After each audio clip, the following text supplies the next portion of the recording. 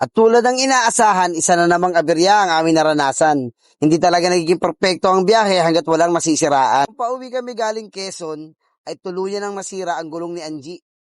Imagine mo, sa gitna ng malakas na ulan, maghahanap kami ng shop. Pero ito ang matindi.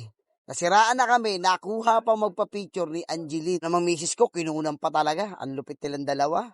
At dito nga, habang inaantay namin si Jumar, dahil sila lang yung may dala ng tools na pwedeng magamit namin para tapalan ang butas na gulong ng motor ni Angie.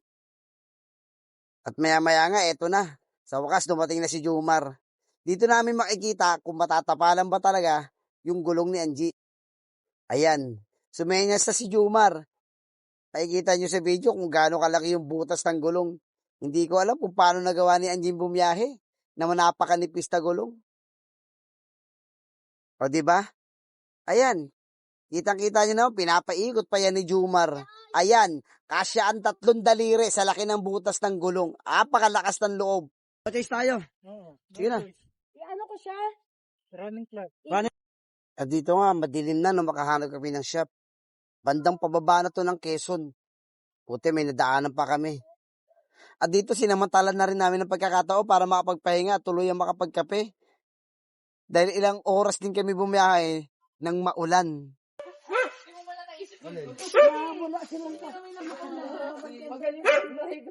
Ay, ano ang sabi mo? Anong plano mo? Ano papalitan mo? Gulong nga. At dito niya lang naisip na kailangan niya na pala magpalit ng gulong. Ay nako, pero kahit anong nangyari, masaya pa rin kami. Sa gitna ng dilim at lakas ng ulan, di kami nagiwanan. At magkakasama pa rin namin tatahakin ng daan pabalik sa aming pinanggalingan. Hanggang sa susunod na biyahe, isi-share ko sa inyo kapag may aberyang uling nangyari. Paalam!